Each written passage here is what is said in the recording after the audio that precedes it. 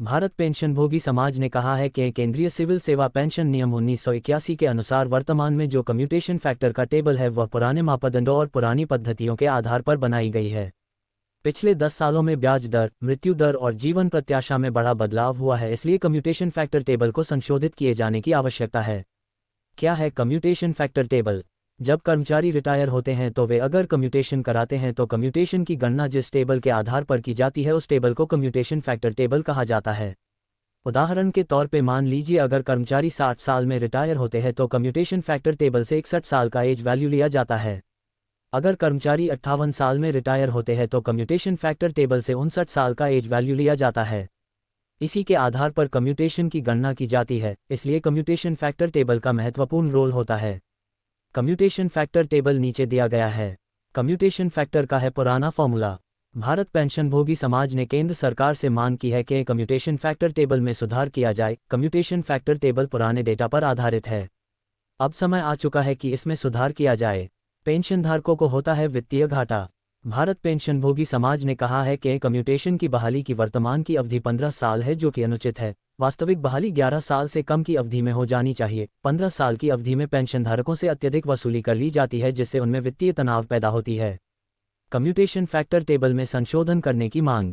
भारत पेंशनभोगी समाज ने कहा है कि कम्यूटेशन फैक्टर टेबल को 2008 से संशोधित नहीं किया गया है, जिससे कि पेंशनधारकों को काफ़ी नुकसान हो जाता है।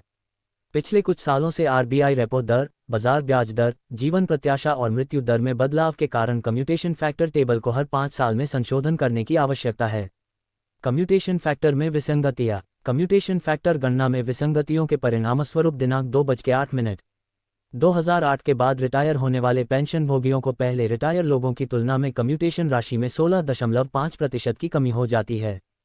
कम्यूटेशन की बहाली हो 11 साल। भारत पेंशनभोगी समाज ने कहा है कि वर्तमान नीति के अनुसार कम्यूटेशन की बहाली 15 साल के बाद होती है, जिससे कि पेंशनधारकों को काफ़ी नुकसान होता है। 5वें वेतन आयोग की सिफारिश के अनुसार इसको घटाकर 11 साल करना चाहिए, इसलिए वित्त मंत्रालय इसके ऊपर विचार करे और तुरंत 11 साल के बाद कम्यूटेशन बहाल किया जाए। भारत पेंशनभोगी समाज ने मांग की कि मृत्यु दर, आरबीआई रेपो रेट, ब्याज दरों जैसे कारकों पर विचार करते हुए 2008 से प्रभावित कम्यूटेशन तालिकाओं का पुनर्निर्माण किया जाए। इसके साथ ही कम्यूटेशन की बहाली 15 साल से घटाकर 11 साल किया जाए। भारत पेंशनभोगी समाज ने कहा कि रिटायर्ड सरकारी कर्मचारी जिन्होंने अपना जीवन समाज के लिए समर्पित कर दिया, इसलिए उनके पेंशन प्रावधानों में निष्पक्षता और पर्याप्तता सुनिश्चित करने के लिए ये सुधार आवश्यक है। इसलिए वित्त मंत्रालय तत्काल प्रभाव से इसको लागू करे। मुख्यमंत्री योगी आदित्यनाथ की अध्यक्षता में मंगलवार को कैबिनेट की बैठक हुई। बैठक के बाद राज्य के वित्त मंत्री सुरेश खन्ना ने बताया कि उत्तर प्रदेश में पुरानी पेंशन स्कीम को लेकर उत्तर प्रदेश की योगी सरकार ने एक बड़ा फैसला लिया है।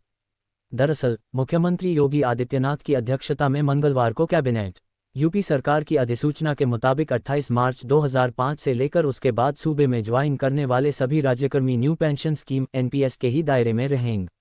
यूपी सरकार की अधिसूचना के मुताबिक 28 मार्च 2005 से लेकर उसके बाद सूबे में ज्वाइन करने वाले सभी राज्यकर्मी न्यू पेंशन स्कीम एनपीएस के ही दायरे में रहेंगे। यूपी सरकार की अधिसूचना के मुताबिक 28 मार्च 2005 से लेकर उसके बाद सूबे में ज्वाइन करने वाले सभी राज्यकर्मी न्यू पेंशन स्कीम एनपीएस के ही दायरे में रहेंगे।